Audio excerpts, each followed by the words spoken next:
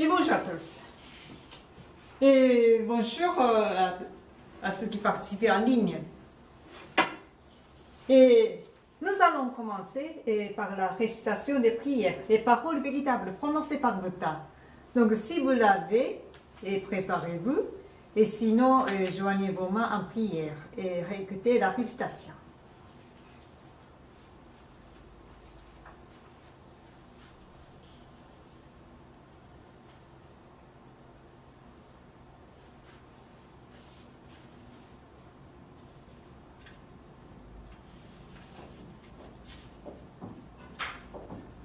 Les paroles véritables prononcées par Bouddha. Jadis était la lumière dans le grand univers. La lumière est l'énergie de Bouddha. Les gens vivent grâce à cette énergie. Et l'énergie de Bouddha a formé l'histoire humaine. Elle sera fournie pour l'éternité. Cette lumière éternelle vient du ciel et règne sur la terre. C'est la lumière céleste à travers le prisme de Bouddha. Sont apparues les 7 couleurs de l'arc-en-ciel, formant une butte au ciel. Vous pouvez y voir la compassion de Bouddha. Jaune est la couleur de l'enseignement. Blanc est la couleur du salut. Rouge est la couleur de la justice. Violet est la couleur de l'obéissance. Bleu est la couleur de la pensée. Vert est la couleur de l'harmonie. Argent est la couleur du progrès. Ces 7 couleurs s'entraident et ainsi apparaît la terre de Bouddha. La terre de Bouddha brille intensément grâce au rassemblement des bodhisattvas. C'est la terre de l'amour ou la terre de la compassion. C'est la terre de la sagesse ou la terre de l'enseignement. Surtout, c'est la terre des âmes reposant en paix. Les vraies âmes sont les enfants de Bouddha. Les enfants de Bouddha sont devenus de vrais êtres humains. Les vrais êtres humains ont de la spiritualité. Les esprits sont puissances immortelles. Les esprits sont forces immortelles. Les esprits sont de vraies entités.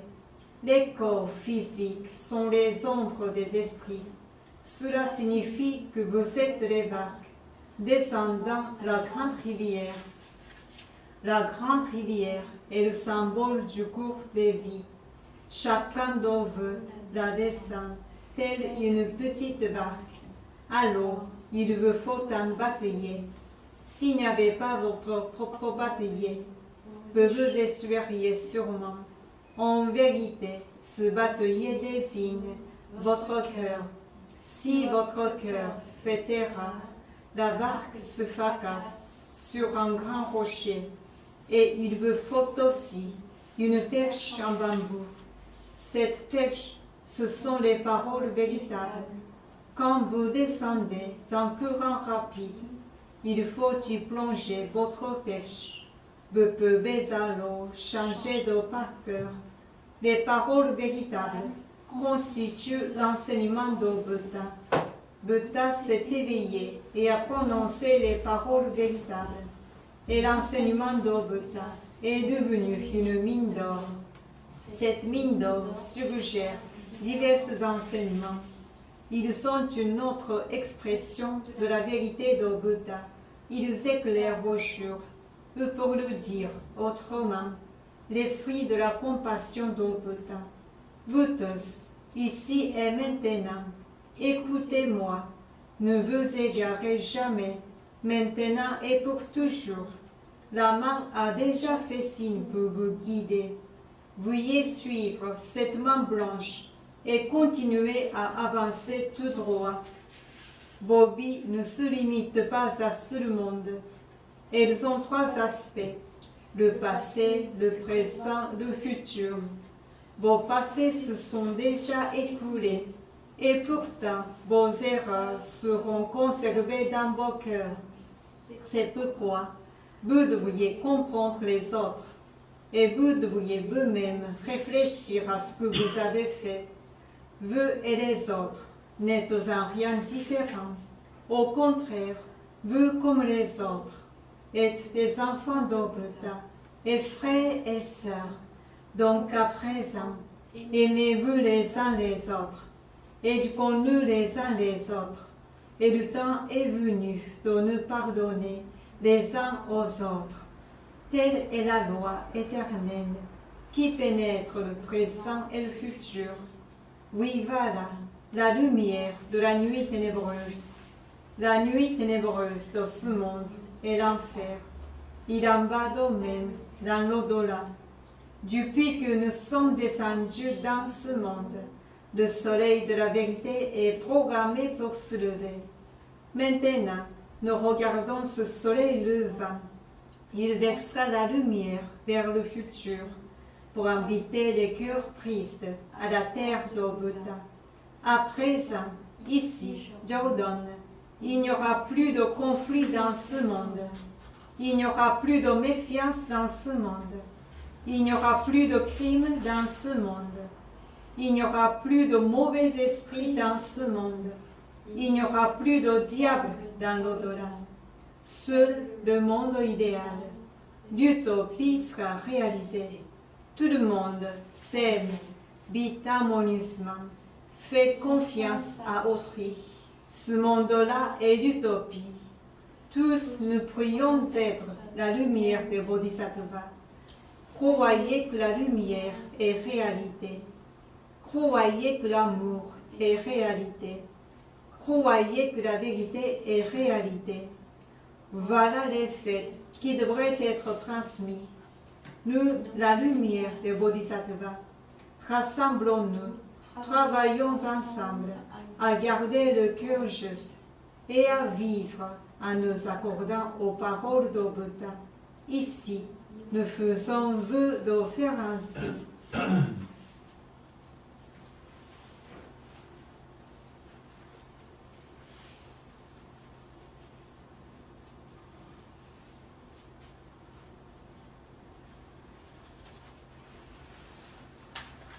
Bonjour. Bonjour.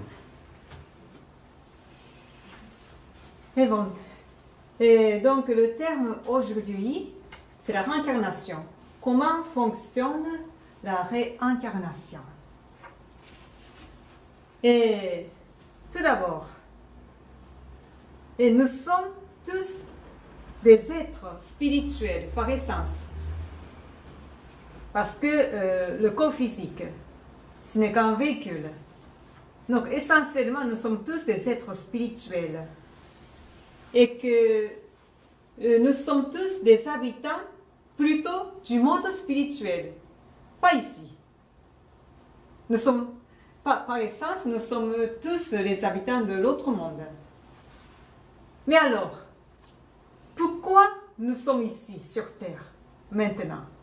Pourquoi? Et si je veux dire d'une façon simple, c'est pour notre évolution spirituelle. C'est pour notre entraînement spirituel. Et en vivant sur Terre, nous faisons beaucoup d'expériences très variées. Et pour le but du perfectionnement de notre âme.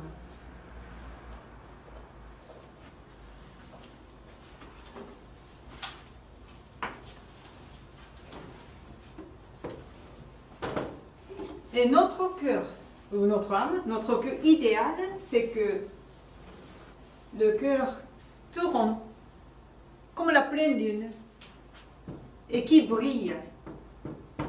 Ça, c'est notre cœur idéal.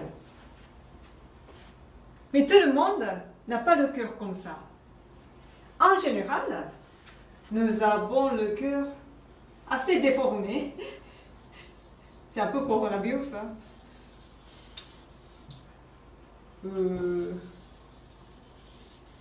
Comme ça, par exemple, nous avons de la qualité, mais aussi des défauts qui creusent. et un petit peu de carité et des défauts ensemble. Donc souvent, nous avons un cœur déformé. Souvent. Et par exemple, et certains sont très gentils. C'est très gentil. Mais ils sont indécis. Ils sont très sensibles. Mais en même temps, très vulnérables. Et d'autres sont très, comment dire, ils se disent très positifs, mais ils ne pensent pas tout à fait aux autres. Et ils sont énergiques, mais ils sont un peu égocentriques. C'est comme ça que chacun a ses défauts et ses qualités.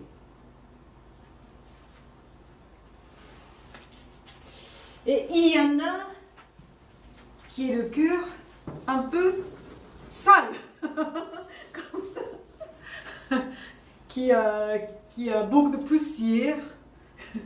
Il y en a qui a un petit peu. Mais si je présente d'une façon visuelle, mais chacun a son cœur différent. Hein. Et ceux qui ont le cœur, et plus ceux qui ont le cœur et brille comme ça, et qui montent vers le ciel.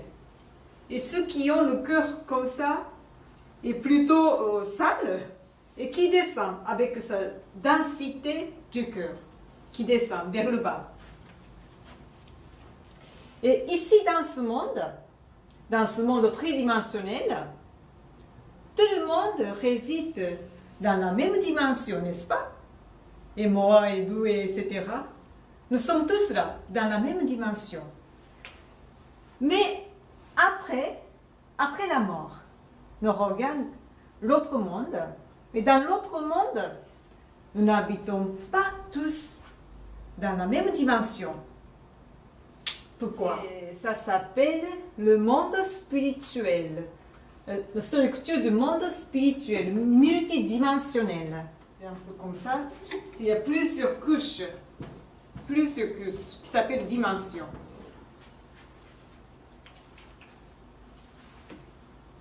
Parce que dans notre monde, il n'y a que les pensées qui résident.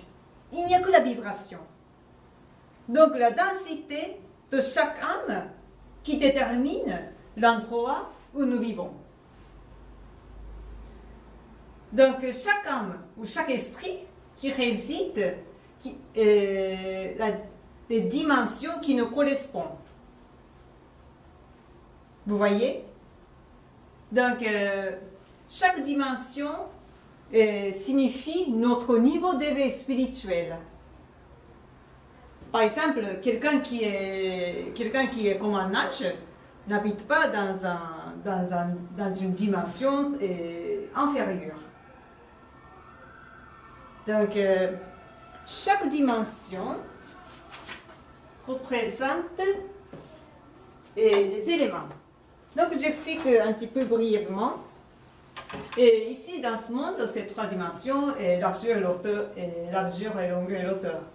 Et 4e, c'est l'espace à dimension et royaume astral, 4e. Et 5e, le royaume du bien, donc résidé par de bonnes personnes, quelqu'un de bien. Et 6e, c'est le royaume de la lumière. Ce sont des dirigeants du monde. Par exemple, des inspecteurs, des hommes politiques qui ont le bon cœur, etc. Ce sont des dirigeants plutôt. Et 7e, c'est le royaume des anges. Donc, ceux qui sont vécus comme un ange. Et 8e, c'est le royaume des archanges. En termes bouddhiques, c'est plutôt Tathagata ou archange. C'est 8e. Et 9e, c'est le royaume cosmique. Et résidé par exemple, le Bouddha et Jésus, etc. Ce sont des grands esprits. Voilà. Donc, dans notre monde, il y a plusieurs couches qui s'appellent dimensions et qui correspondent à notre niveau d'éveil spirituel. Alors, qu'est-ce qu'un ange? Qu'est-ce qu'un ange? C'est un ange qui a le cœur qui brille et qui peut recevoir la lumière divine et aussi qui peut fournir la lumière divine aux autres. Et ça, c'est un ange. Et un ange qui a plein d'amour, et altruiste. Et aussi un ange qui a un esprit inébranlable. Un esprit inébranlable. Et son cœur est toujours transparent et qui est pratiquant de l'amour désintéressé. L'amour qui donne, désintéressé. Et donc, notre idéal est devenir un être qui brille comme un ange, un être lumineux comme un ange. C'est pourquoi nous faisons la réincarnation à plusieurs reprises, pour qu'un jour, nous soyons comme un ange. C'est pourquoi Dieu a instauré le système de la réincarnation et pour notre évolution spirituelle. Et nous nous réincarnons à plusieurs reprises ici sur Terre pour vivre et plusieurs expériences. Et tout à l'heure, et pour rectifier nos défauts et développer nos qualités. Et pour que notre cœur soit rond et qui brille.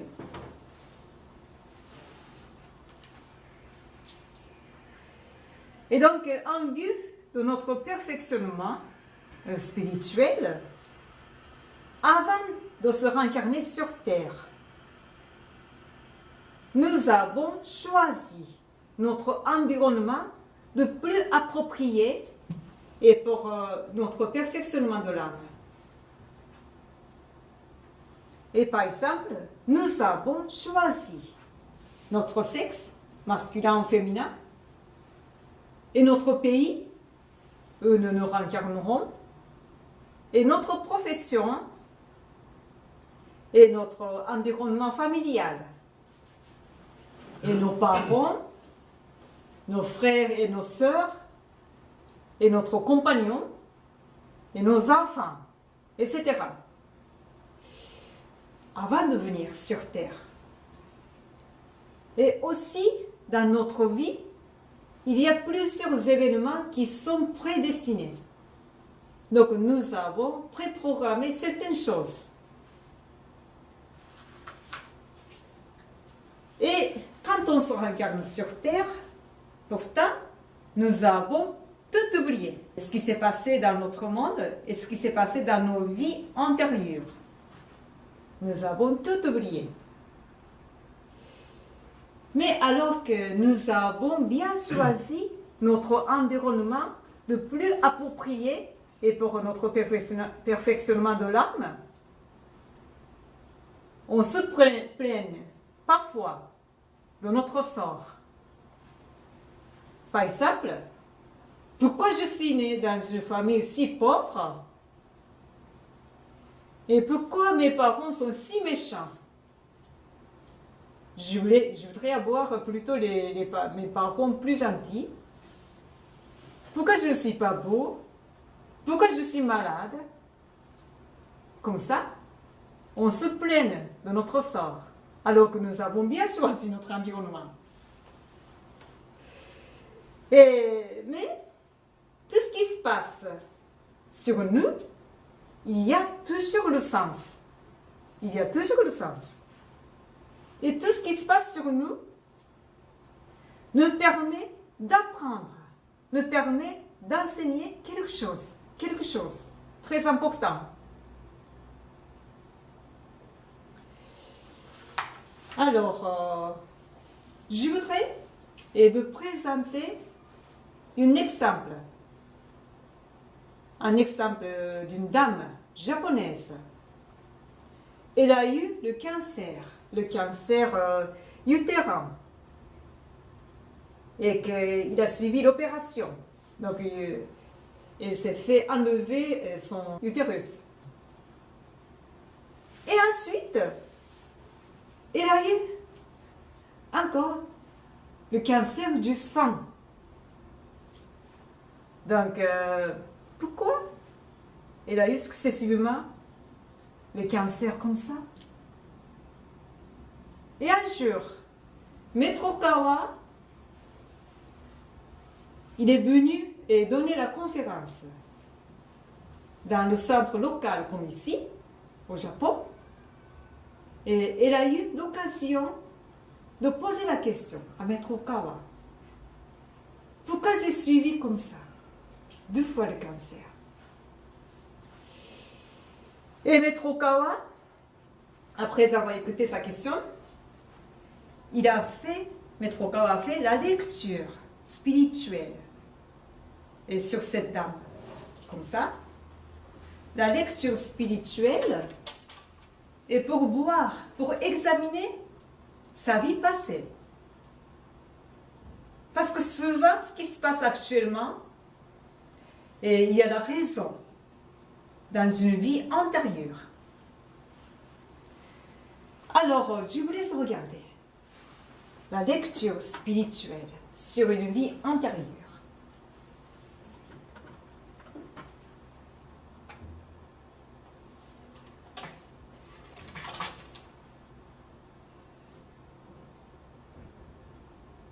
J'ai contracté un cancer utérin l'été dernier et subi une hystérectomie.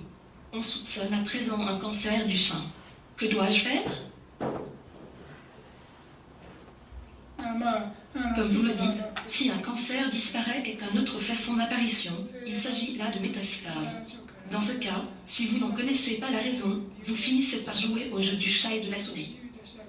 Dois-je en rechercher la raison? Ne bougez pas. Attendez un instant, s'il vous plaît.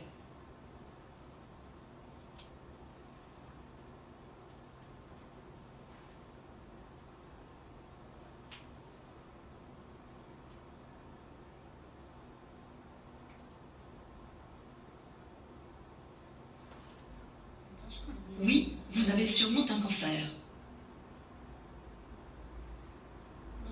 Je peux aussi vous scanner, vous savez.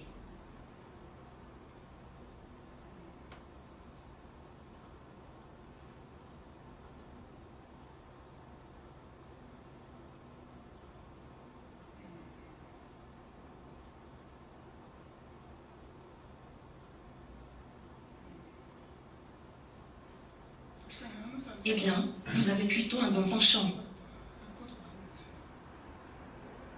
Je ressens la présence d'une sorte de vertu en vous.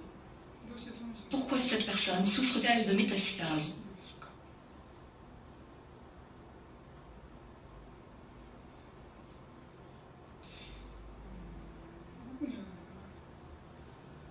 J'aperçois un guerrier.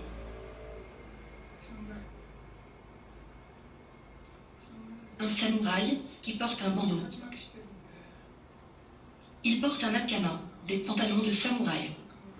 Il retrousse ses manches. Il a un lien croisé dans son dos. C'est peut-être un duel ou... Qu'est-ce que ça peut être?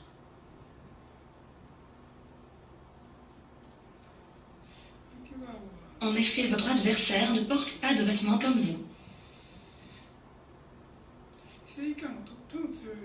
J'éprouve un fort sens de justice, un très fort sens de justice. Ce que je vois maintenant, ce n'est pas vous-même, mais un samouraï qui remonte ses manches avec des bandages croisés et un pantalon retroussé. Je le vois porter une épée nue. Il a un sens aigu de la justice. Et je le vois se battre avec son épée. Il frappe de son épée, mais son adversaire n'est pas un samouraï. L'adversaire a l'allure d'un marchand. Mais il me semble être une personne très mauvaise. Je vois le samouraï se battre avec son épée. Mais quel genre de relation entretient-il avec vous?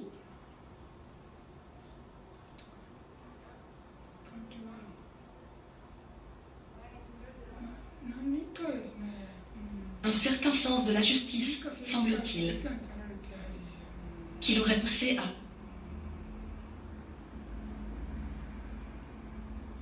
Il ne suit pas une procédure juridique, mais un sentiment de justice personnelle. L'individu est châtié par voie de justice privée.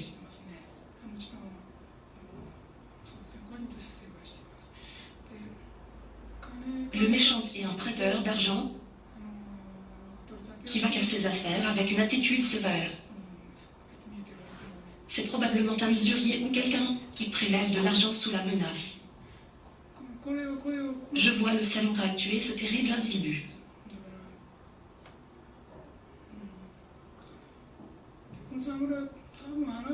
Le samouraï est probablement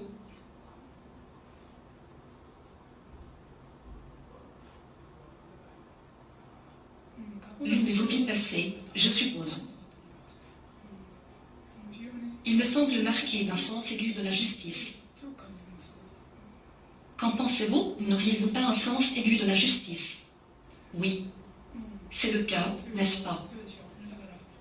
C'est pourquoi vous ne pouviez accepter cette injustice et l'avez punie par vous-même. Qu'est-ce qui s'est produit par la suite? Ce n'est sans doute pas la fin de l'histoire.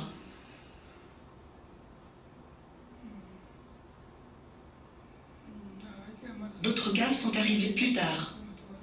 C'est comme si je regardais une reconstitution historique à la télévision.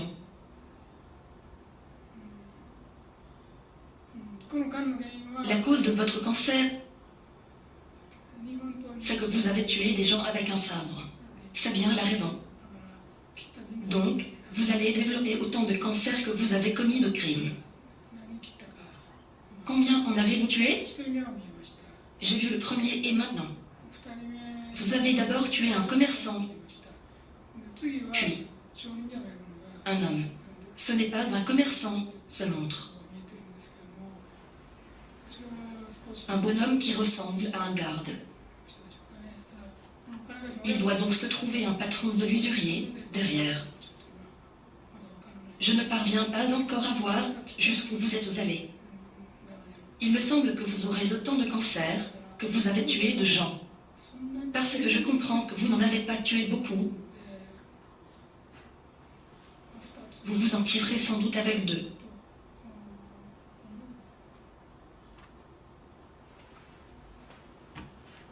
Voilà qu'est-ce qui s'est passé dans une vie antérieure.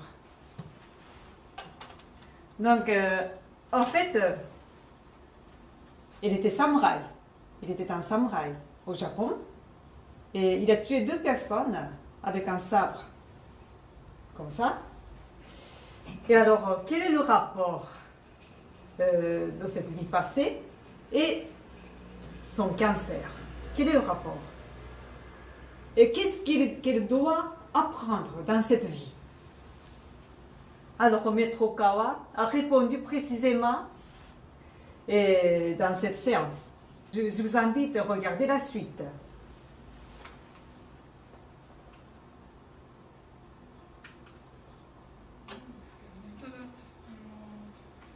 Lorsque vous tuez ou blessez d'autres personnes avec une lame, il est très probable que vous développiez un karma qui provoque une maladie, entraînant des interventions chirurgicales. Cela n'a pas forcément quelque chose à voir avec votre personne, qu'elle soit bonne ou mauvaise. Aucune règle ne stipule que les bons n'auront pas le cancer et que les mauvais l'attraperont.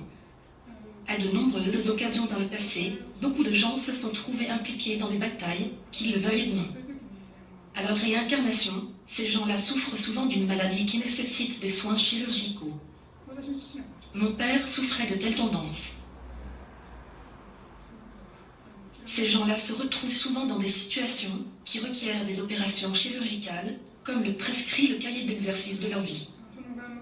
La raison de votre cancer tient donc aux gens que vous avez tués dans votre vie passée. Mais ce n'est pas parce que vous êtes quelqu'un de mauvais. Vous l'avez fait avec un désir ardent de justice. Il devait y avoir là une certaine injustice qui n'avait pas été réparée. Et vous devez l'avoir corrigée, entraînée par votre sens de la justice. Jusqu'ici, j'ai relevé que vous étiez sur le point de vous battre pour tuer cette deuxième personne. Le patron devait se trouver derrière. Ce n'est pas encore sûr, mais je ne pense pas que vous n'avez pas tué plus de 2 personnes. Je pense que ça doit faire le compte. Cette lecture équivaut à une lecture de karma. Dans une lecture de karma, de nombreux cas se trouvent associés par les événements. Ce qui implique des lames génèrent un karma propice aux opérations chirurgicales. C'est probablement votre cas. Vous êtes une personne correcte de façon générale, mais l'injustice vous révolte à un point exceptionnel et vous lui faites face, avec probablement plus de rigueur que la moyenne. Ce sont ces tendances spirituelles qui affectent votre maladie. Vous ne pouvez pas assumer la responsabilité des événements survenus dans votre vie passée. Tout ce que vous pouvez faire, à présent que nous ne vivons plus dans une ère de samouraïs en armure, c'est de tuer des gens avec des mots.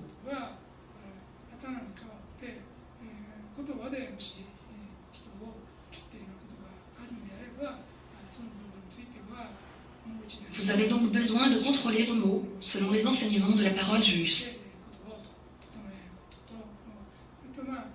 Et il est important que vous développiez un nouveau côté de vous-même, pas seulement d'effacer votre karma négatif.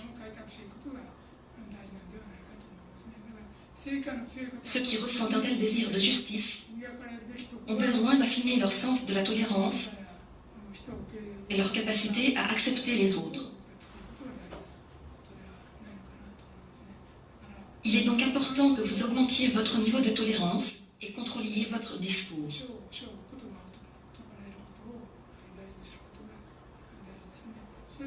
Et,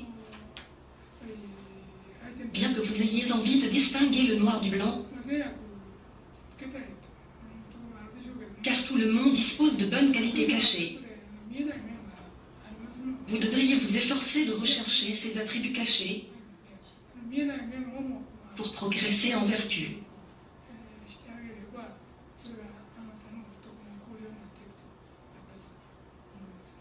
Vous n'avez rien à faire en ce qui concerne votre passé. Votre karma est souvent prévu et intégré au programme de votre vie avant votre naissance. La vie est souvent bâtie de manière intentionnelle. Et souffrir d'une maladie vous permet d'expier votre culpabilité.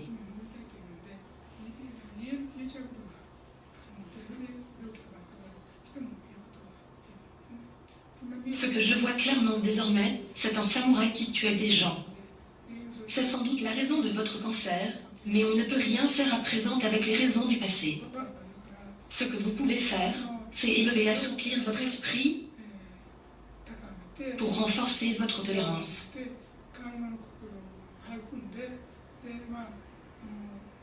Et il importe aussi de faire évoluer votre sens de la justice vers un esprit de miséricorde et d'amour.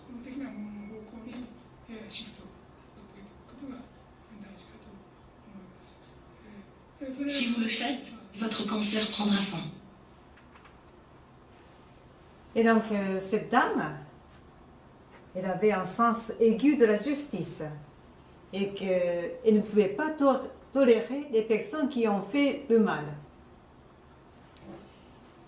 Mais dans un sens, c'est sa qualité, hein, avoir un sens de justice. Mais elle avait tellement d'avoir le sens de justice aigu et qu'elle ne pouvait pas tolérer les personnes qui ont fait le mal. C'est pour ça qu'elle a tué avec un sabre. Mais la justice, le sens de la justice fait partie de l'amour. Dans un certain niveau, parce que s'il n'y a pas de justice, alors le monde sera corrompu. Mais si la justice est trop aiguë, le sens de la justice est trop aigu, alors dans cette vie, au lieu de tuer les gens avec un sabre, il a tué les gens avec ses mots. Avec ses mots. Mais je crois que ce type de personnes sont assez nombreux. Et peut-être moi aussi. Je tue, je blesse les gens avec mes mots. Et donc cet amour, c'est comme si on sert un gâteau aux autres. Et non pas sur une assiette, mais sur une épée. Alors, est-ce que vous pouvez manger un gâteau sur une épée? Ça fait peur. On peut pas manger. Mais je crois que ce type de donner de l'amour est assez fréquent. Je pense. Mais l'amour n'a pas que la sévérité, n'a pas que la justice. L'amour contient aussi certainement une tolérance. La tolérance. Parce que personne n'est parfait. Je ne suis pas parfait. Peut-être que vous n'êtes pas parfait non plus. Personne n'est parfait dans ce monde. Donc, au lieu de juger les autres uniquement par la notion du bien et du mal, il faudrait comprendre les autres. Parfois, la compréhension et la gentillesse, la tolérance. Et augmenter aussi la capacité d'accepter les autres. Donc, Maître Okawa, elle lui a conseillé à ce niveau-là, développer plutôt la capacité d'accepter les autres, la tolérance, au lieu de développer la justice aiguë. Et aussi, Maître Okawa a conseillé de voir les bons côtés des autres, les bons côtés cachés, et bonnes qualités cachées des autres. Parce que tout le monde a ses qualités et a ses défauts. Et souvent, ces qualités sont cachées, souvent. Et on ne regarde que ses défauts. Et qu'on juge cette personne avec la notion du bien et du mal. Mais il faudrait essayer aussi de voir les qualités cachées chez les autres. Et donc, Maître Okawa a fait conseiller aussi, et Maître Okawa a conseillé aussi de harmoniser les paroles. Parce que certainement, elle a un sens aigu de la justice, elle prononçait les mots très durs aux autres, certainement. Et donc, si elle a développé non seulement le sens de la justice, mais aussi la tolérance. Et pour les autres, alors son âme grandit encore et encore. Et parce que dans l'univers, il y a deux principes opposés. C'est le principe du progrès et l'autre, le principe de l'harmonie. C'est les deux principes assez opposés. Et par exemple, le principe du progrès désigne le progrès scientifique, par exemple, le progrès économique. Et au niveau personnel, c'est peut-être le progrès intellectuel et aussi le progrès de la compétence. Et ça, c'est le progrès.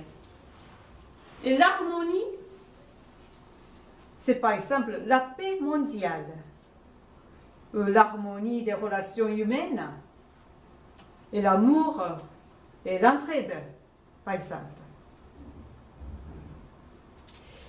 Mais si il n'y a que le progrès, il n'y a que le principe de progrès. Alors l'univers se fane, et que ça peut provoquer la guerre, s'il n'y a que le principe du progrès. Mais s'il n'y a que le principe de l'harmonie, le monde stagne, ne progresse plus. Donc il faut les deux, le progrès et l'harmonie. Ces deux principes. Donc cette dame qui a eu le cancer, elle a plutôt la qualité du progrès.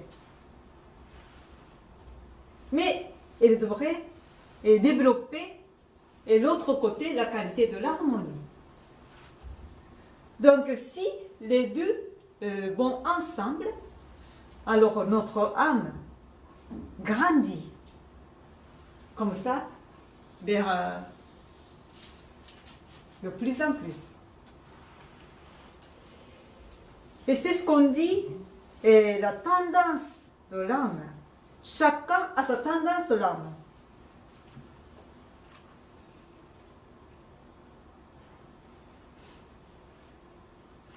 Voilà. Donc chacun a sa qualité différente et ses défauts différents. Chacun a son point fort et faible. Et donc, ça c'est notre tendance de l'âme.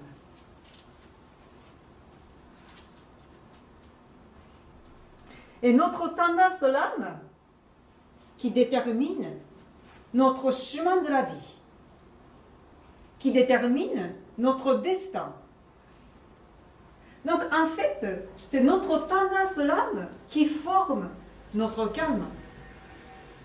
Notre karma. C'est ça le karma en fait. Ça vient de là, ça vient de notre tendance de l'âme. Et cette dame aussi, qui a tué 2 personnes dans une vie passée, et pour expirer sa culpabilité, elle a choisi. Elle a choisi la maladie, le cancer. Donc, sa maladie était préprogrammée. Et ça s'appelle notre projet de vie. Notre projet de vie.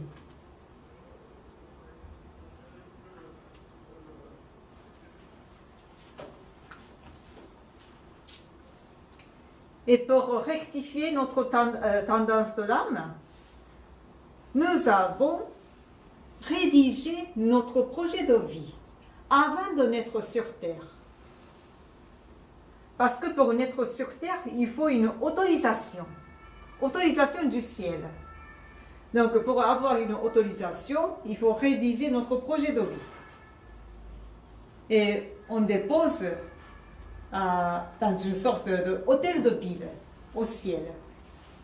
Et si notre projet a été accepté, alors on peut venir sur Terre. Et dans notre projet de vie, la maladie, la faillite et la perte de quelqu'un très aimé sont parfois préprogrammés. Donc il y en a qui se plaignent de son sort, mais c'est nous qui ont déjà déterminé notre vie, qui ont déjà choisi en fait. Et que les difficultés que nous rencontrons nous permettent d'améliorer notre âme. Et ça s'appelle « La vie est un cahier d'exercice ». Voilà, la vie est un cahier d'exercice. Et donc, en résolvant nos problèmes de la vie, nous pouvons améliorer encore et encore. Et donc, je vous invite à écouter un extrait de conférence sur ce sujet. Maintenant, examinons de plus près la signification de notre vie sur Terre. Le but principal de notre vie dans ce monde tient à la discipline et au perfectionnement de notre âme. Par de multiples incarnations, nous avons cherché sans relâche le meilleur moyen de faire progresser notre âme. À chaque fois que nous sommes nés sur Terre, nous avons choisi à cet effet un environnement différent. Nous avons sélectionné plusieurs professions, des circonstances différentes et des relations différentes. Par exemple, ceux qui ont été riches dans des vies antérieures sont nés dans des familles pauvres, et vice-versa. Et ceux qui étaient en bonne santé dans des vies passées sont nés avec des maladies. Nous sommes nés dans ce monde avec pour mission suprême le progrès de notre esprit, fût-ce d'un seul pas en avant. Parce que c'est le cas, vous devriez penser dans les moments difficiles, on m'a donné maintenant cette rare occasion d'améliorer mon âme. Cela signifie que j'ai trouvé l'objet même de cette vie. Vous ne devez pas fuir votre devoir. Si vous deviez vous plaindre à ce sujet, je dirais juste, vous avez reçu la carte pour la chasse au trésor et vous avez marché. Vous avez cherché un trésor et suivi la carte. Maintenant qu'un tas de trésors se trouve juste devant vous, de quoi vous plaignez-vous?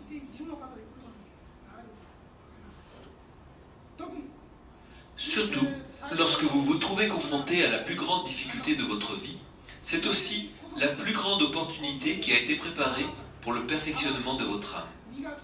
C'est la partie la plus importante du manuel d'exercice, préparée spécialement pour votre vie. Alors, au nom du perfectionnement de votre âme, vous ne devriez pas éviter ce problème, mais plutôt lui faire face. Chaque personne est confrontée aux problèmes les plus appropriés à son âme. Le niveau du problème que vous rencontrez correspond ni plus ni moins au niveau de développement de votre âme. Quels que soient les soucis qui vous tombent dessus, ce sont des problèmes que vous pouvez résoudre, ou plus précisément des problèmes que vous seul pouvez surmonter. Lorsque des problèmes viennent à votre rencontre, ils vous indiquent toute l'importance de votre vie et le but que revêt la formation de votre âme dans cette vie.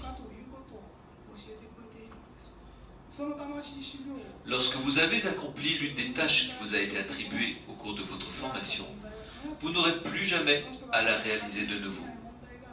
D'autres problèmes que vous n'avez pas encore résolus se poseront à leur tour.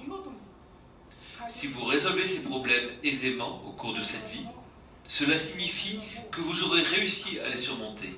Et la prochaine fois que vous naîtrez dans ce monde, vous n'aurez plus à résoudre ces mêmes problèmes à nouveau. Vous aiderez plutôt d'autres à les résoudre à leur tour.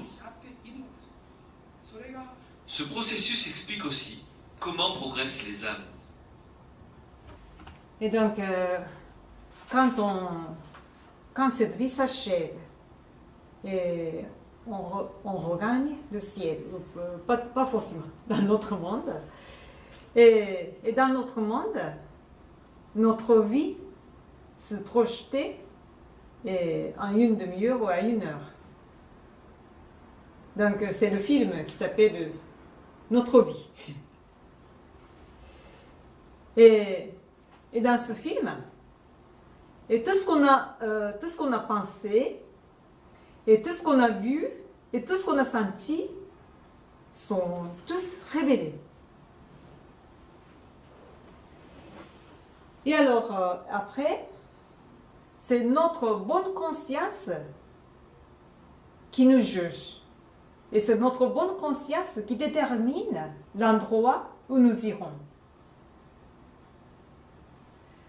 Donc, quand on a vu notre vie, nous ne pouvons pas aller, à l'endroit qui ne correspond pas. Donc, dans notre monde, c'est le monde spirituel, c'est le monde des pensées. Donc, tout est évident. Tout est mis en évidence. Et personne ne peut s'échapper. Et donc, si je dis simplement, il y a le ciel et l'enfer. Donc, ceux qui vont au ciel, ce sont des gens qui ont fait plutôt le bien que le mal. Et ceux qui vont en enfer, ce sont des gens qui ont fait plutôt le mal que le bien. Et autrement dit, et votre existence a plutôt éclairé le monde ou plutôt assombri le monde. Votre existence a rendu les autres heureux ou plutôt malheureux. Donc, je crois que ce sont des critères simples et pour nous examiner. Mais si jamais on a chuté en enfer, ce n'est pas catastrophique. Parce que dans les enseignements chrétiens, l'enfer est un endroit définitif. Une fois on a chuté, on ne peut plus remonter au ciel. Mais en réalité, ce n'est pas le cas. Dans les enseignements bouddhistes, on dit que même si on a chuté en enfer, si on a corrigé ce que nous avons fait comme erreur, on peut remonter au ciel. Donc l'enfer, ce n'est qu'un hôpital, qui n'est pas un endroit définitif. Donc ça, c'est la grande différence dogmatique entre le christianisme et le bouddhisme. Mais en fait, pourquoi ça vient la différence comme ça? Parce que Jésus-Christ n'avait que 3 ans des activités missionnaires, parce qu'il était vraiment menacé et persécuté. Donc Jésus n'a pas prêché tous les secrets du monde spirituel. C'est pour ça qu'il y a quelque chose qui manque. Donc les enseignements bouddhistes qui complètent plutôt à ce niveau-là. Et donc c'est la réincarnation. Et que quand on est à l'autre monde, mais dans un certain temps, on reste dans l'au-delà. Et dans un certain temps, on revient encore sur Terre. Pourquoi? Parce que si on reste tout le temps dans notre monde, notre progrès stagne. Parce que dans notre monde, il n'y a que les gens autour de vous qui vous ressemblent. Parce qu'au niveau de la spiritualité, c'est toujours le même niveau et à peu près, vous partagez la même longueur d'onde. Donc dans notre monde, qui se ressemble, rassemble. Donc si vous restez toujours dans notre monde, et notre âme stagne, c'est pourquoi nous nous réincarnons régulièrement dans ce monde et pour apprendre de nouvelles choses. Et le cycle de la réincarnation, en moyenne, c'est 300 ans, à peu près. Mais c'est en moyenne. Et plus les esprits supérieurs, alors plus le cycle de la réincarnation est long. Par exemple, c'est un ange. Et dans le cycle de la réincarnation, c'est à peu près 700 ou 800 ans. Tous les 700 et 800 ans. Et si c'était un archange, c'est beaucoup plus long. 1000 ou 2000. Le siècle 1000 et 2000 ans. Donc ça dépend des esprits, du cycle de la réincarnation. Et est-ce que la réincarnation est obligatoire ou non? Et pour les âmes de la certain niveau, la réincarnation est obligatoire. C'est comme une instruction obligatoire. Donc, jusqu'à certains niveaux, la réincarnation est obligatoire. Mais au-delà de certains niveaux, alors la réincarnation n'est plus obligatoire. Mais ils viennent sur Terre. C'est plutôt pour guider les humanités, pour guider les êtres humains. Voilà. Et c'est comme ça que nous nous réincarnons à plusieurs reprises sur Terre, et dans un pays différent, dans une époque différente, et dans un sexe différent, et dans un environnement différent. Et en accumulant de diverses expériences et pour devenir un jour un être comme un ange. Donc c'est ça le système de la réincarnation. Alors maintenant, nous allons faire une petite contemplation et pour réviser notre vie, si nous pouvons regagner le ciel ou non. Et tout d'abord, je vous laisse écouter un extrait de conférence, 3 minutes. Et après, on fait une pratique de contemplation.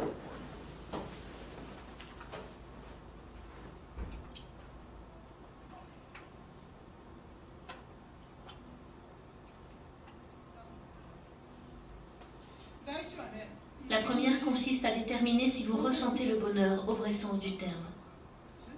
Quel est le bonheur au vrai sens du terme? C'est d'abord la paix du cœur et la sensation d'être utile aux autres.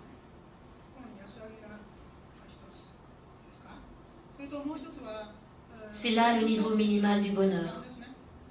Cet état serein du cœur et cette sensation que le fait que vous vivez revêt un sens positif pour les autres et qui leur procure de la joie. Ces bonheurs subjectifs constituent le premier critère.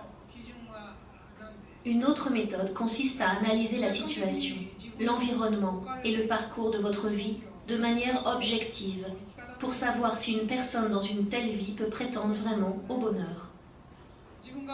L'évaluation objective consiste à imaginer le moment de votre décès. En regardant votre passé, pourrez-vous éprouver la satisfaction d'avoir vécu une bonne vie, une vie en accord avec les normes que vous vous êtes imposées, ainsi qu'à votre conscience? Ou plus simplement, il s'agit de vous demander si vous vous sentiriez satisfait, quand bien même la mort devait vous enlever sur le champ. Voilà bien la méthode pour évaluer votre passé de manière objective. Dites-vous maintenant, ça y est, ma vie est finie, je suis mort. Et si, à ce moment-là, vous êtes en mesure d'affirmer « cette vie, je l'ai bien vécue », alors il est très probable que vous soyez admis au ciel. A contrario, si vous êtes envahi par des sentiments de regret au point de vouloir recommencer votre vie, je dois dire que vous êtes très attaché à ce monde. Subjectivement, examinez si votre cœur est en paix et si vous ressentez la joie de savoir que votre vie provoque de la joie chez les autres. Puis, objectivement, revisitez tout le parcours de votre vie passée durant les dernières 30, 40 ou 50 années pour établir une liste des événements qui se sont produits et des réactions dans votre cœur. Que penseriez-vous si ceux d'aujourd'hui constituaient la dernière ligne de cette liste? À la vue de ce CV spirituel, pourriez-vous vous targuer spontanément d'avoir vécu une vie plutôt acceptable ou vous sentiriez-vous assailli par des sentiments de regret?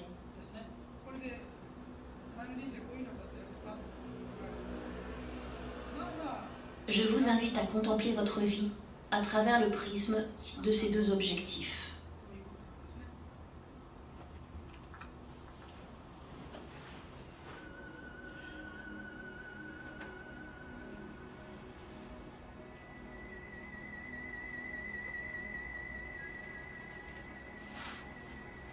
Alors maintenant, nous allons réviser notre vie.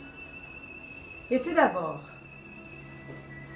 nous allons faire une respiration profonde afin de calmer notre esprit, harmoniser notre cœur. Et redressez votre dos s'il vous plaît et relâchez vos épaules.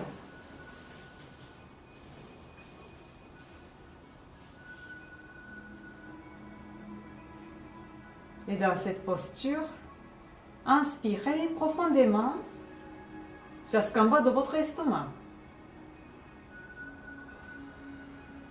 Puis expirez doucement et complètement.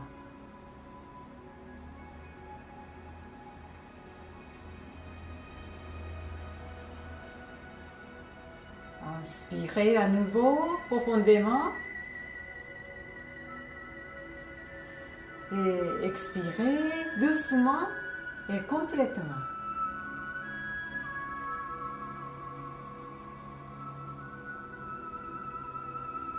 Donc, pratiquez cette façon de respiration profonde pour quelques moments.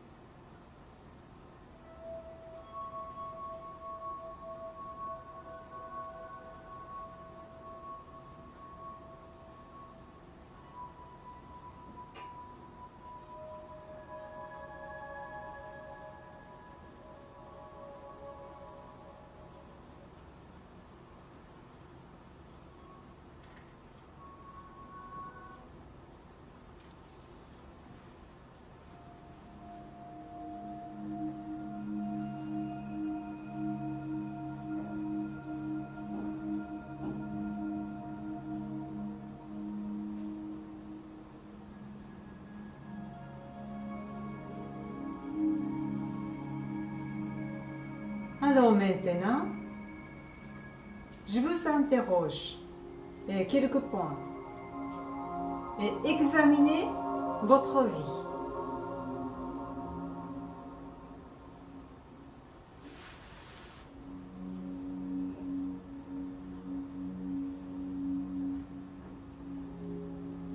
Donc je commence. Dans votre vie, vous ressentez le bonheur au vrai sens du terme. Vous ressentez la paix intérieure et la sensation d'être utile aux autres. Je répète, dans votre vie, vous ressentez le bonheur au vrai sens du terme. Vous ressentez la paix intérieure et la sensation d'être utile aux autres. Examinez-le maintenant.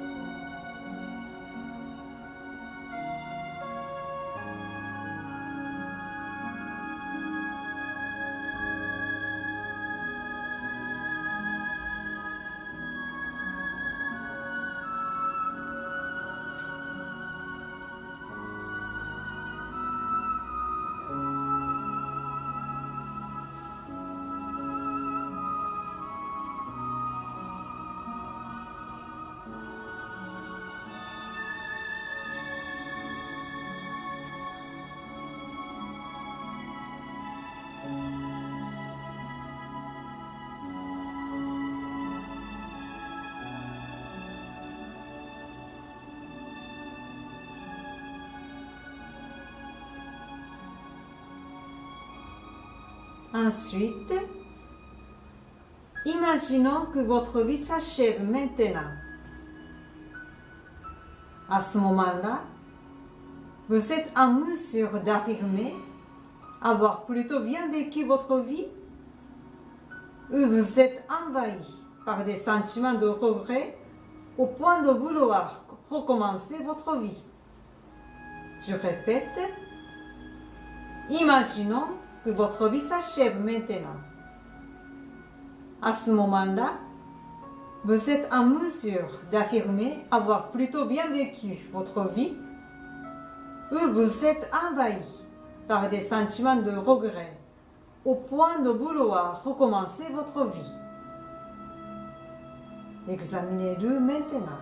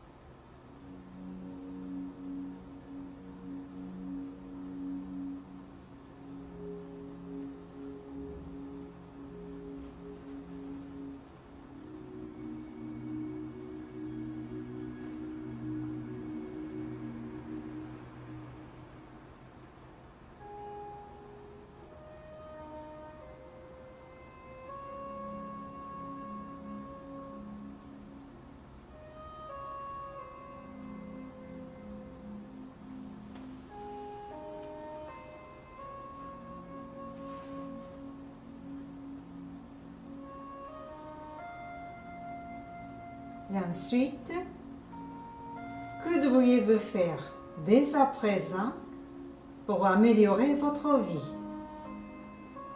Je répète, que devriez-vous faire dès à présent pour améliorer votre vie. Allez-y.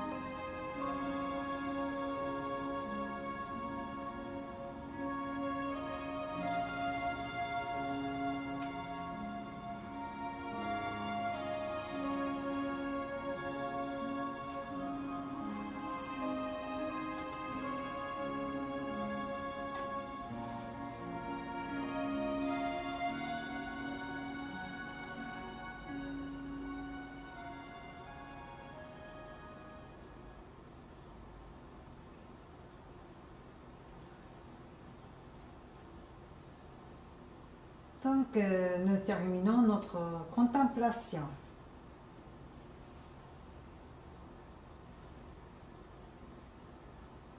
Ça va?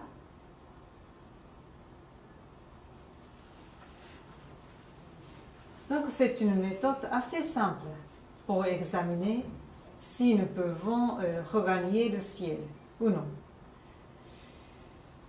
Et donc, je crois que de temps en temps, il vaut mieux imaginer que notre vie s'achève maintenant et que je crois que nous avons encore du travail à faire. Donc, et nous devons ce que nous allons faire ce que nous devons faire. Voilà. Et le ciel et l'enfer n'existent pas à l'extérieur, mais existent à notre intérieur. Donc si nous avons bien examiné ce qu'il y a dans notre intérieur, nous pouvons anticiper l'endroit où nous irons après la mort. Et donc aujourd'hui, nous avons parlé du sujet de la réincarnation. Et les livres qui concernent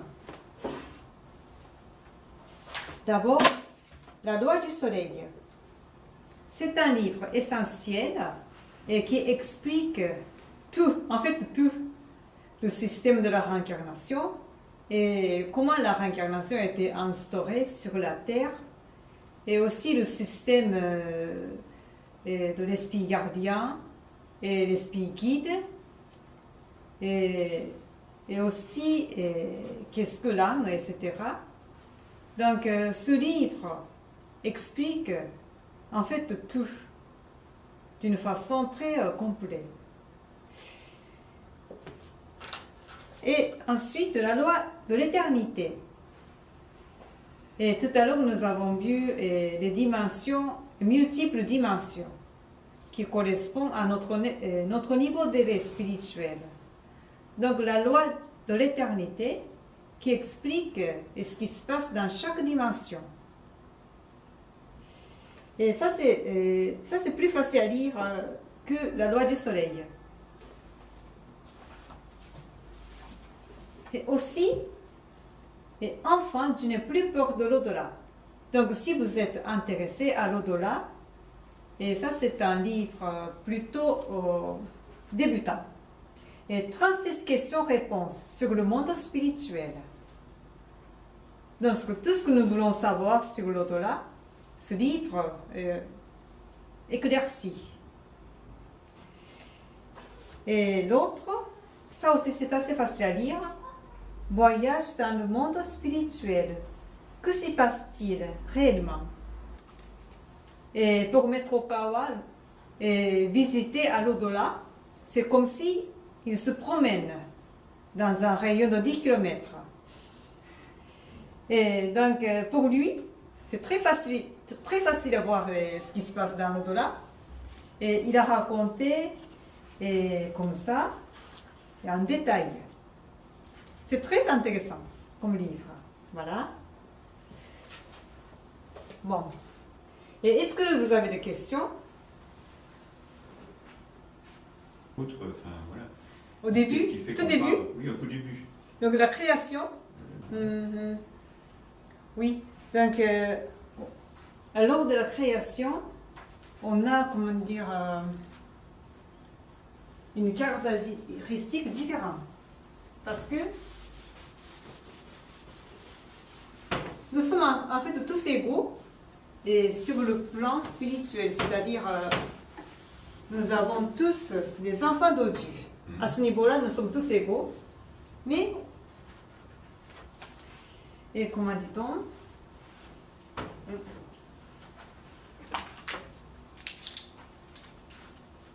Dans l'univers,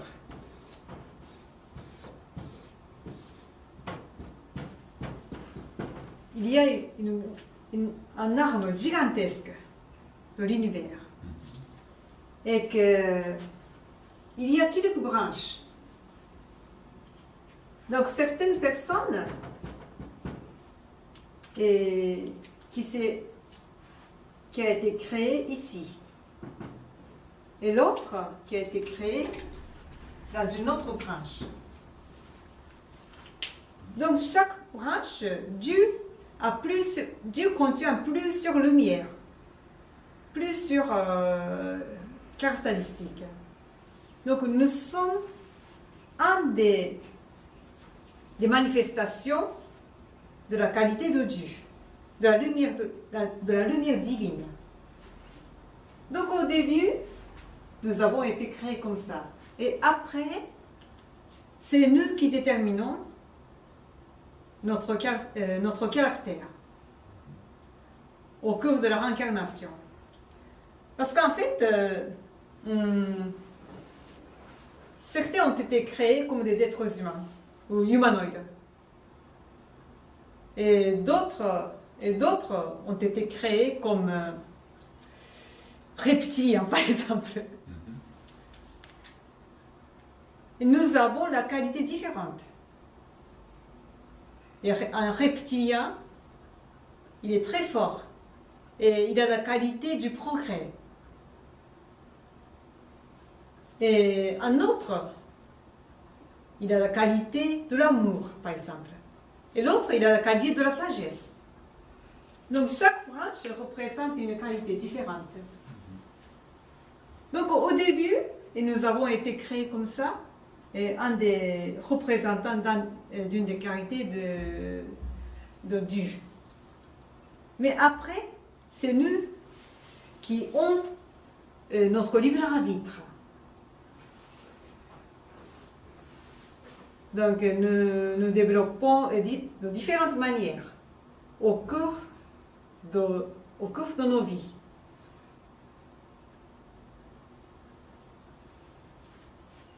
Et aussi, certains développent très rapidement et certains stagnent.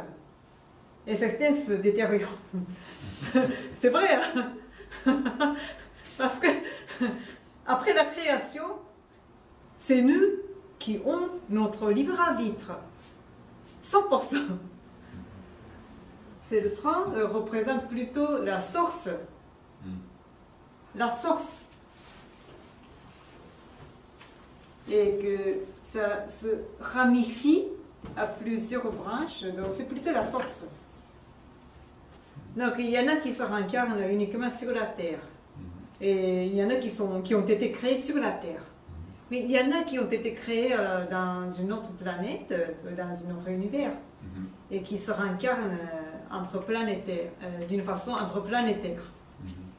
Donc ça dépend, parce que chaque âme qui a son histoire, et qu'il y en a qui ont été créés il y a très très longtemps. Il y en a qui ont été créés plutôt assez récemment. Donc ça dépend des êtres. Et qu'à peu près on dit que 40% des terriens sont d'origine d'extraterrestres. 30% ou 40% à peu près.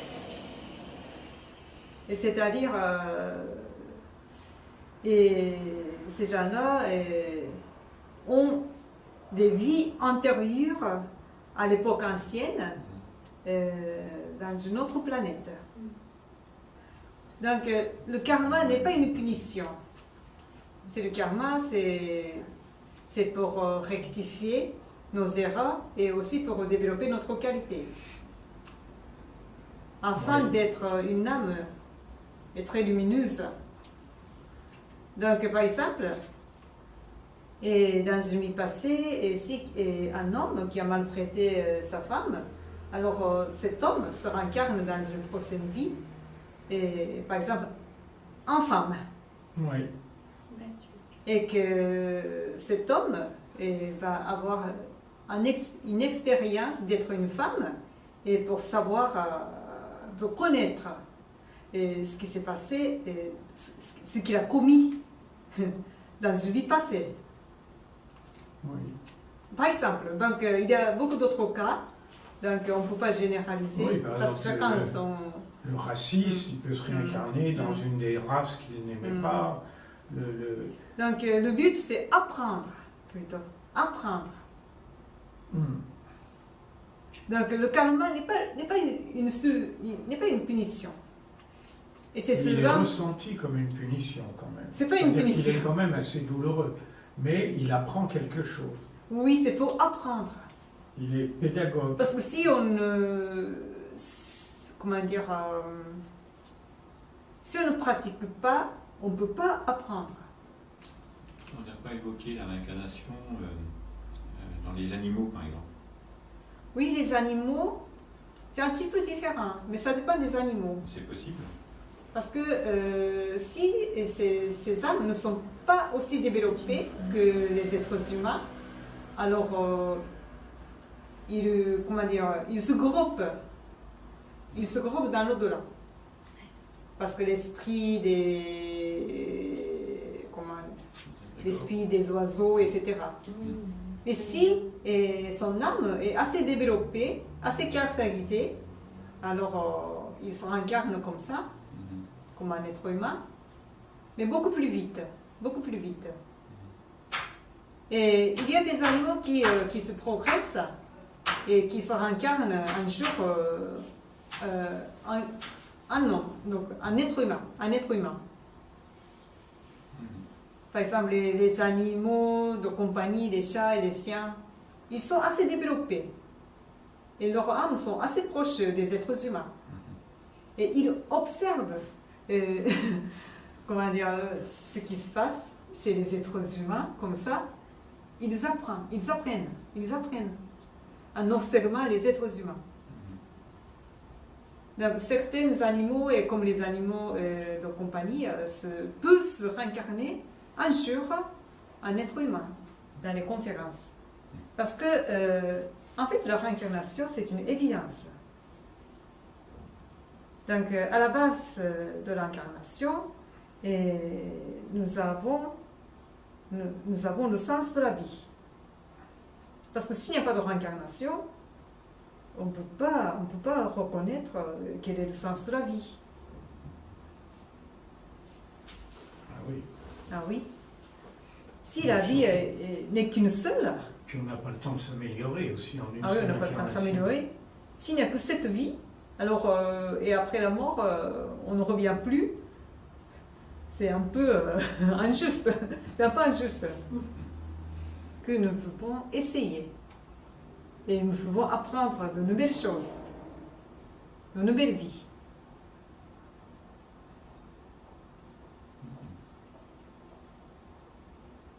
Et que nous pouvons tester aussi. Nous pouvons tenter et la relation qui n'était pas bonne dans une vie antérieure, mais ça peut être bon dans cette vie, avec nos efforts et avec notre progrès. On peut améliorer la relation qui n'était pas bonne avant, mais qui sera bonne après. Donc je termine la séance d'aujourd'hui et merci pour votre beaucoup. participation. Merci beaucoup.